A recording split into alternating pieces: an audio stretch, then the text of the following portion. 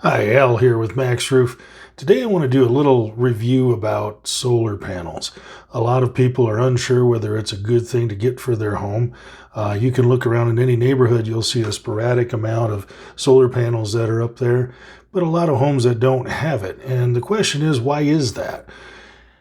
I think a lot of people wonder, is it a scam? They hear some things about solar and solar companies, and so they're not really sure. The object of this video is to give you some insight on a layman's terms, not talking about all the kilowatts and things like that can razzle-dazzle you and confuse you, quite honestly, but just about some of the main reasons why people don't get solar and what's the whole deal about it. So let's dig in here.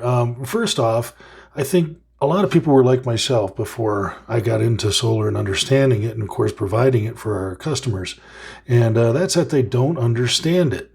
It's confusing talking about how much kilowatt usage do you need, how big a kilowatt system do you need, what about batteries and getting off grid, or do you not get off grid, selling back to your energy company. I mean, there's a lot of different things that are going on there, so people just don't understand it. When we don't understand things, we tend to kind of shy away from them. And that's what I did for a long time, quite honestly. That's one of the big things. So they need to be properly educated and understand, oh, this is why I need solar. The other thing is they don't know who to contact about it. You might get people knocking on your door, or you see ads on Facebook or things like that. But we tend to naturally be skeptical, and we're not really sure who we want to talk to about it. And so sometimes you have a neighbor that maybe got solar, and they can refer you to the company that they chose. But it takes some sifting through. There's a lot of solar companies out there. How do you know who to choose? You can look at their BBBs and you can look at their Google reviews. But if you type in solar companies near me, in any place that you're at, you'll find there's quite a few of them. So it is a little daunting to try and figure out, who do I go with? Another thing is, a lot of people hear it's a long-term commitment. Well, that can be true. Most people take out a long-term loan. Yes, it's a loan based on your financing for your solar package. You can have it in a variety of different ways, but most people think about hearing, these 20 or 25-year terms. And that can be a little daunting. You're thinking, well, geez, I'm going to be in almost the length of my mortgage on this. Well, the reality is you have to consider that it's a bill that you're paying anyway through your energy company. And the energy company is like a monopoly. They just keep increasing the amount that they charge for the energy. You're not paying the same 10 years as you were 10 years ago for your energy today, and you won't 10 years from now. It's going to keep going up. So, the one thing that having the ownership of your energy is that payment stays static now. It doesn't change. You've locked it in. So rates increasing, it doesn't matter because you're locked in. And that's where your savings really pile up over time. When you look at it as, this is a bill that doesn't go away anyway as long as you're in your house, you're just changing who you're paying, and you're owning instead of renting that electricity. Okay. The other thing is that some people think it doesn't save enough for what it costs. Well, there again, you look at how much overall and over time that you expect to have in savings on this with that locked-in rate. Monthly, maybe initially, it isn't a huge difference. It might be 5%, 10%, 25% savings. But you have to have someone give you a good proposal on what your usage is and help you see those ups and downs as you go through the year, and where the solar is actually a benefit paying back towards the grid and helping you get credits and such. So it does save money, and especially over time. And then there's the final, big reason why people don't get it. Some people think it just looks ugly, and I can't. That's personal preference. Sure, you got those big panels up there, and maybe it isn't the most attractive thing up there, but panels today look a little more attractive.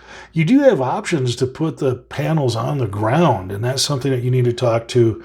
If you have the lot size and things like that, you can do that, and exposure. It's not a bad idea.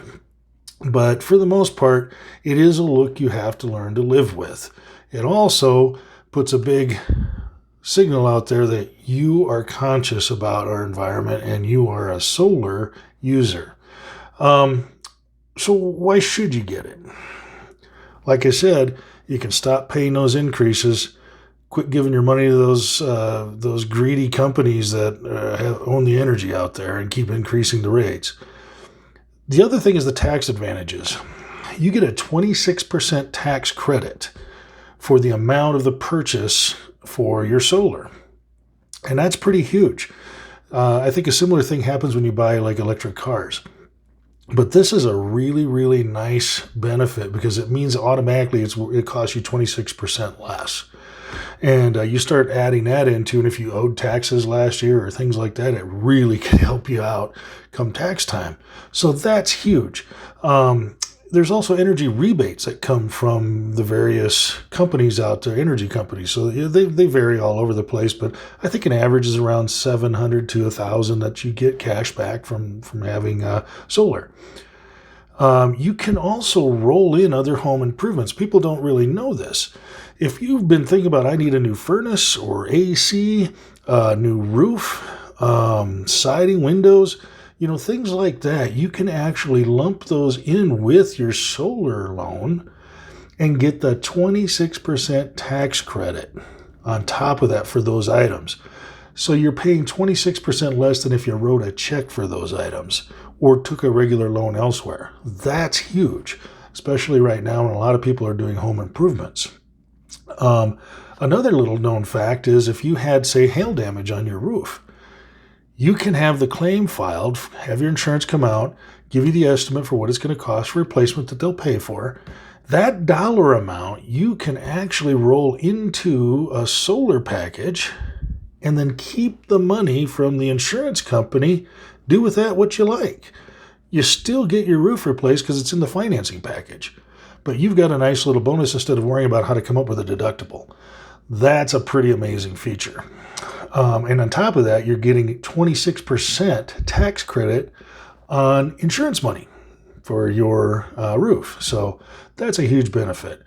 Another thing is there are batteries available to store energy.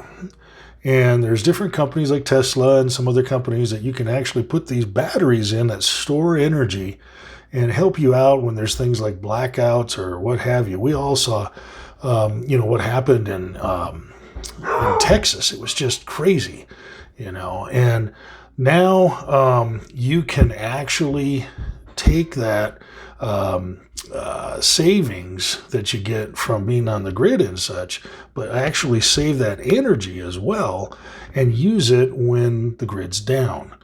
That helps out tremendously. My house, in the last 2 months, we've had 2 blackouts ourselves, just because of whatever reason. So, instead of sitting in the dark, we'd have energy if we have batteries. And then, of course, it's being responsible for the climate. Everybody knows what's going on with the climate, so we want to be more responsible with that.